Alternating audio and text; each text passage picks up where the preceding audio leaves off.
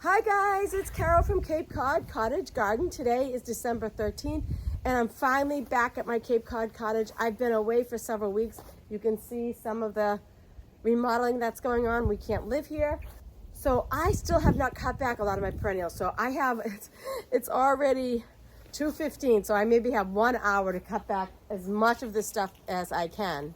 Now, normally behind me, you can see those are my Bobo hydrangeas. And normally I don't cut the bloom heads off my hydrangeas, but I have a bunch in the front garden that I'll show you that they're so big. And we're gonna be reshingling the house, and I just don't want my plants getting more damaged because they have these big bloom heads that will, like, you know, the workers will step on or push out of the way. I'm just gonna cut them back if I can. I don't know if I'll get to that today because there's so many other perennials that I have to cut back before it gets really late. It's cold here today, but let's do it. Come on, guys. So I don't know if I'll get to those, but I definitely want to get to this Mealy Cup Sage. I want to get definitely to my peonies. I've got to get. I'm not sure if I'll even tackle the butterfly bush, but look at all those blooms. And they have to get in behind there to replace the shingles on the house. So I can just see them like ripping them down. So I'm going to cut them now. But look how beautiful the grass is. This is Morning Light Miscanthus. Of course, we did have a frost here, so everything's brown, but even brown, isn't that so gorgeous?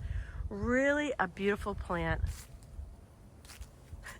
And to think I did not want this, and it's now one of my favorites. Mr. Hubby wanted it, but I love it. So let's get going.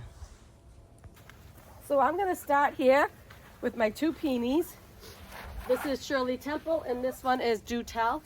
These were glorious last year, but you really should cut them back before now. I mean, I'm really, really late.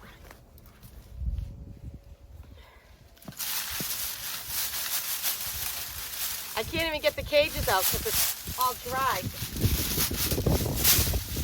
There we go. So I'm just gonna cut these right back to the ground.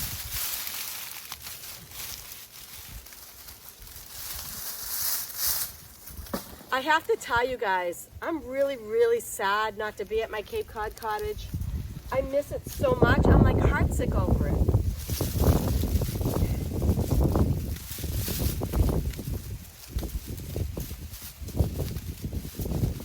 I really should have a mic on, but if you think I could find a mic and that mess in there, not happening. The reason why I'm cutting these back is because I don't want any diseases or bugs or anything harboring over the wet, cold winter and coming back to bite me next year. And these will come back just beautiful. Guys, my falcos are getting dull. I have to, maybe in the spring or maybe sometime in the winter, I'd have to get those sharpened and cleaned up because they're not working well. These are a little better, my snips from Falco. I forgot my hand rake. You know me.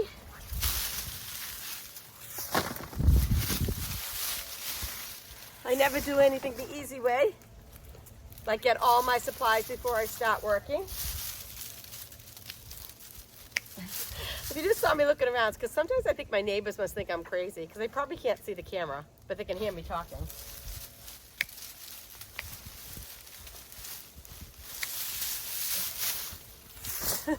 Let them think I'm crazy, I guess. That's fine.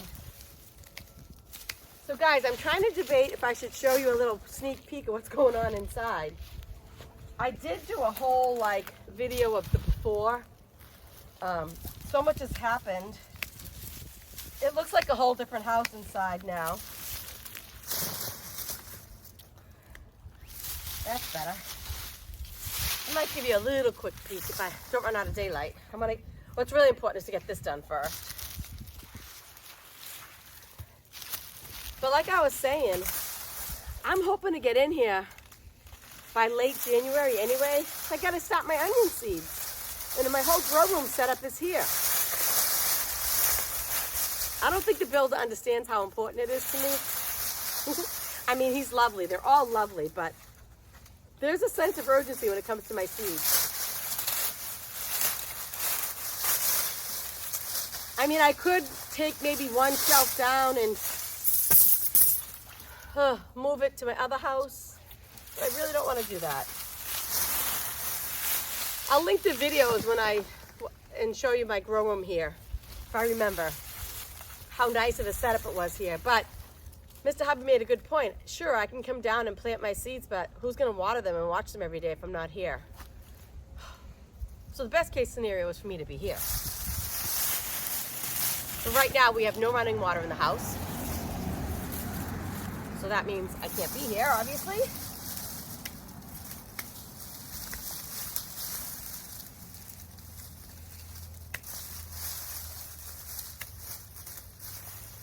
I am so late on this. But you can't do garden work if you're not here. I'm just going to do a little more with you guys because Mr. Hubby's going to be coming around to the front with the leaf blower soon. So I might end up just coming back and showing you the finished product. I don't know if I talked about what we're doing inside. I'll give you a little quick recap. We're raising the ceiling in the dining room and kitchen area. Putting in a new kitchen.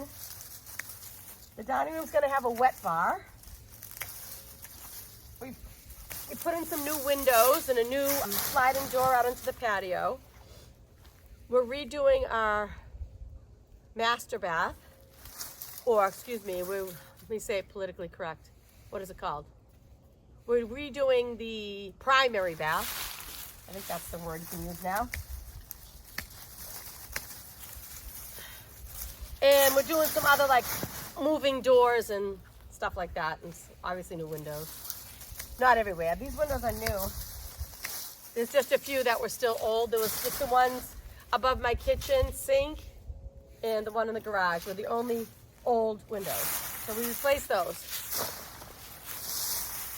And then we're gonna reside the whole house because it has some insect damage.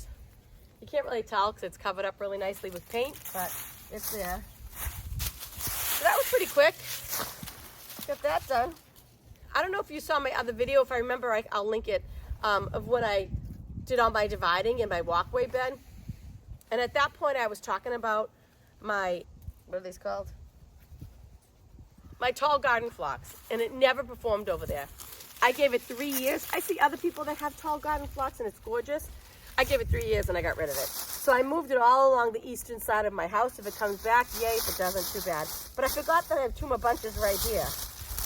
It tends to get powdery mildew, so I am going to cut it back and take the leaf litter from the bottom. I don't know if that will do anything, but help it a little bit, I guess. So that's what I'm cutting back right now.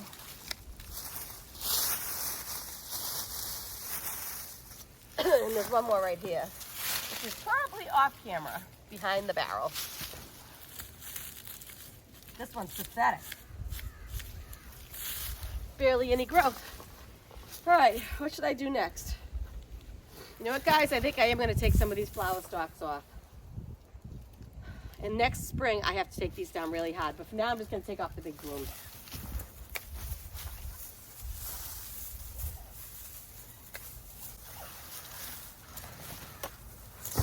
I was supposed to stay clean. We're going to go get some dinner. This is my garden coat.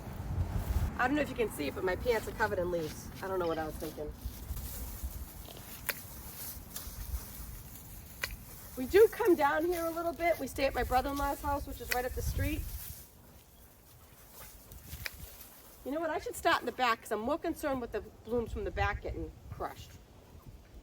How am I going to get back there?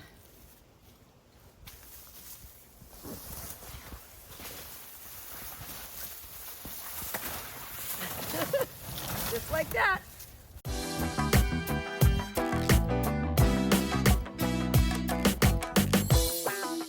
Hi guys, I'm just gonna break in for a moment here and do a little editing because I'm back at my other house and it's like, I don't know, 4 in the morning because I don't sleep. And I'm trying to put together this video and I'm realizing that I left out such important information. I was basically so task oriented because I only had like an hour or so to get it done. I didn't share any of the information about the Paniculata hydrangeas. So the hydrangeas that I was taking down are Paniculata. So they're like the cone-shaped hydrangeas, and those grow on new wood. So it's totally fine to cut them back almost any time. They're really strong and hardy, and you can pretty much can't do wrong by pruning them. They like a hard prune, and I will prune them back even harder come the spring. I just was really pressed for time, so I just wanted to get those bloom heads off. So example, if you have the mop head hydrangeas, it's not something you'd want to do, go pruning them back, because those grow on old wood most of the time. And if you prune them back, you would lose all your blooms for the whole season. So I just wanted to sneak it and say that. And I'm sorry the video is very rushed, but I did have only an hour or so to get these jobs done. So here you go to the rest of the video. I did most of the hydrangeas. Mr. Hubby's helping me because we're losing daylight. I'm going to work on the Buddleia next. But what you didn't see is that the workers left the gate open, the bunny fence gate open, and we had 2 giant bunnies in my backyard. So we spent, I don't know, an hour trying to chase the bunnies.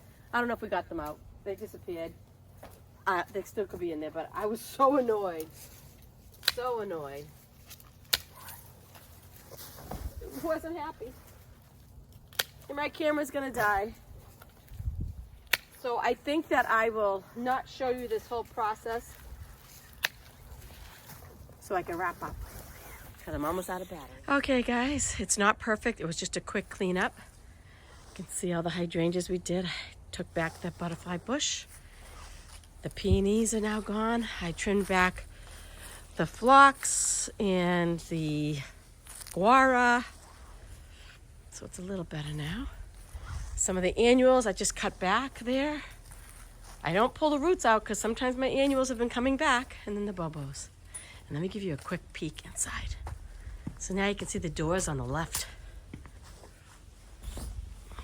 It's gonna be dark in there because there's no electricity, but just a quick peek.